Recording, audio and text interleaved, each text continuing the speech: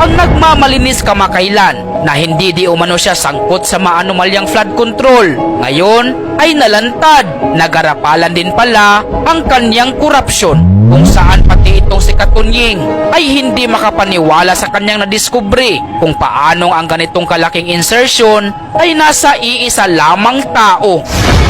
Paano ka naman maniniwala na may insertion, especially sa flood control, si Senator Teresa Ontiveros? Ang tingin natin sa kanya, talagang hindi siya papayag dito. Especially ito ang pinakamainit na usapin ngayon. Papunta na tayo sa exciting part. Magkano ba talaga ang insertion ni Senator Teresa Ontiveros? Ayon mismo sa record ng Senado. Ito. Yun. Ay, napindot. Ay, lumabas. Ayan na po. Yan po yung ilan sa mga insertions o amendment ni Senator Teresa Ontiveros. Ang total po 3,035,800,000. Tapos andyan po yung mga project, construction of multipurpose, ayan po sa Tondo, construction of multipurpose District 5 Manila, construction of road Barangay Palapad, San Fabian, Pangasinan, construction of road Barangay Kasampagan, Laoca. Pero tigil muna ako dito. Tatanungin muna natin ang opisina ni Senator Teresa Ontiveros. Baka kasi hindi alam ni Senator Teresa Ontiveros to Itinatanggi po ba nyo na sa inyo ito? Yun po ang tanong ko. Itutuloy natin ang basa. Construction of road Barangay Aris, Lawak, Pangasinan. Construction of road Barangay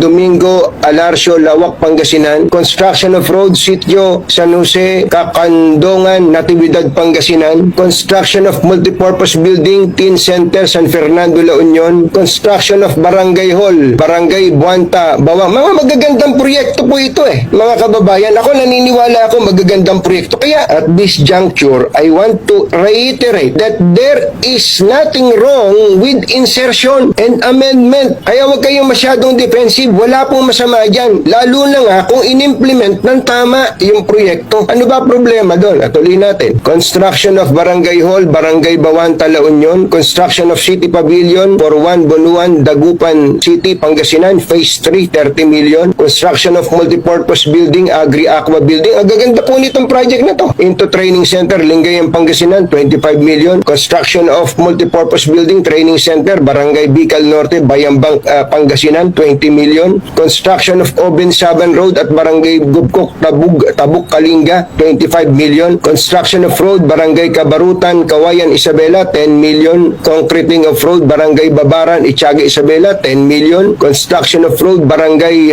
Garit Sur, Itiaga, Isabela, 10 million. Ito, flood control tong susunod. Construction of Sinili Flood Control Structure Section 3 at Barangay Sinili, Santiago City, Isabela, 100 million. Yan po first page pa lang.